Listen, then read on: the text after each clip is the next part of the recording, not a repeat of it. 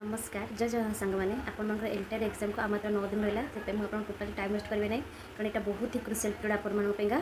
तो मुझे आपन सहित किसी आज इनफॉरमेशन शेयर करने चाहिए जहाँकि आपण एग्जाम हॉल रे हेल्पफुल हम। प्रथम कथा आपन ये जो 9 दिन भितर कौन करेंगे जहाँद्वारा कि आपंकर बेस्ट एग्जाम हॉल रे पारे और आप जन हाईस्कल टीचर भी हो पारे।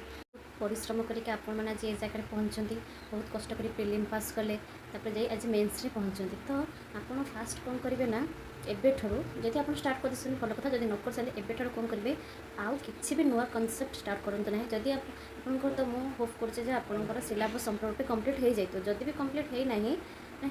ना ताले आउ कि भी नुआ कनसेप्ट आप स्टार्ट करते जी पढ़ी पूरा भल भाव में रिविजन करूँ डेली रिविजन करूँ जहाँ भी एमसीक्यू आप आगुरी प्रैक्टिस कर रिविजन करते और डेली मॉक टेस्ट दिंतु प्रीवियस क्वेश्चन प्रैक्टिस करंतु एवं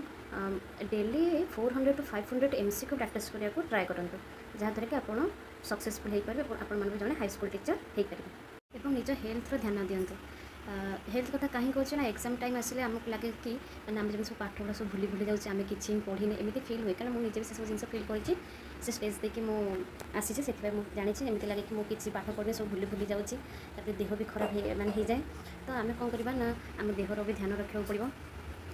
देह जब खराब हो जाए तो एग्जाम हॉल बस एग्जाम केमती दबा तो भल एग्जाम करने आम माइंड भी सुस्थ रहा दरकार ना आम शरीर सुस्थ रहा दरकार तो आम शरीर सुस्थ रखा पड़ो और आम पढ़ीचे आम रिविजन करें आम निश्चिंत हम आम निश्चिंत जब पाइबा और हाईस्कल टीचर जड़े हो पार। नमस्कार जय जगन्नाथ आप टाइम हम वेस्ट करेंगे बेस्ट ऑफ लक।